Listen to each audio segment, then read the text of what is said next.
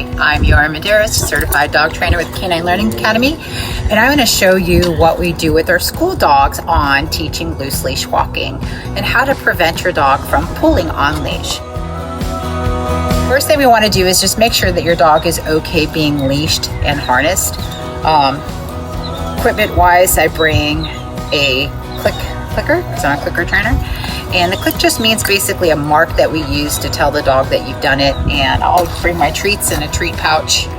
Today I've got some Vital Essentials beef, which is some of Wiley's favorite. I'm going to be working with Wiley, and we're just going to demonstrate a little bit of loose leash walking.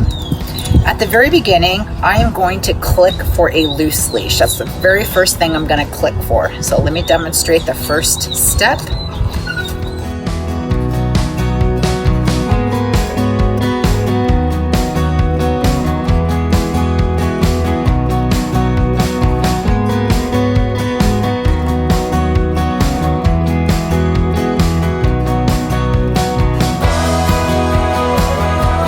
That video that I'm clicking for a loose leash, and I'm clicking quite a bit. I'm doing a lot of repetitions in a short amount of time just to get her to understand that's kind of where I want her to be. I'm also placing the treat right behind my left knee.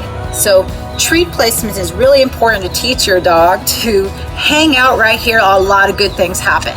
In this case, we're teaching Wiley to walk on the left side, but it doesn't matter which side you choose to walk your dog on. It's all based on preference. As far as handling the leash, everyone has a different style. It's all based on what's most comfortable to you and where you walk and how big your dog is. So Wiley is about probably 45 to 50 pounds. Very next step we're gonna do is click for eye contact. So we're gonna move up the criteria and ask our dog to do some eye contact. So watch.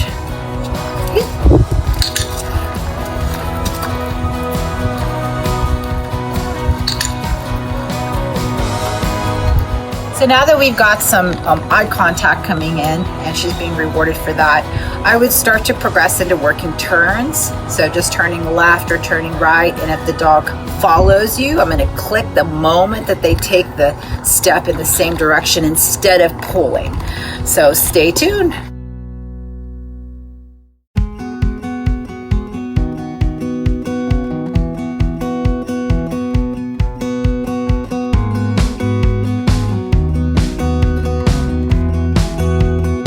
Before moving on to the next step, I would recommend practicing those three steps: loose leash, eye contact, and turning over the next few weeks.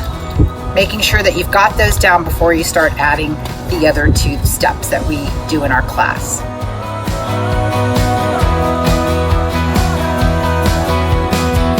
If you're ready to move on, next couple steps are introducing an automatic sit. And after the automatic sit is we want to be able to release the dog from a sit position. Even when there's distractions, your dog should stay in a sit. Excellent.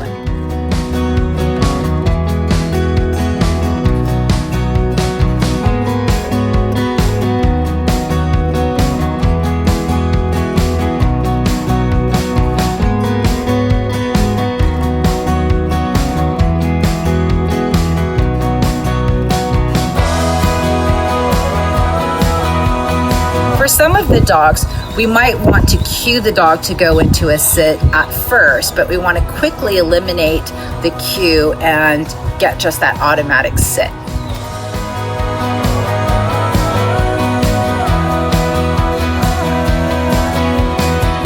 A little bit about your environment is that you want to make sure that you set your dog up for success and go out when there's a time that there's quiet and there's not a lot of dogs.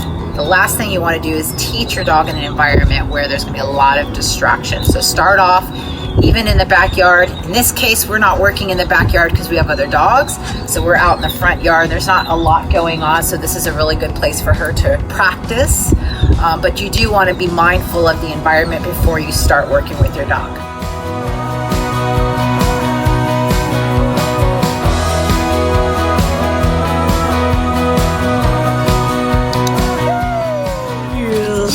Okay. Happy training.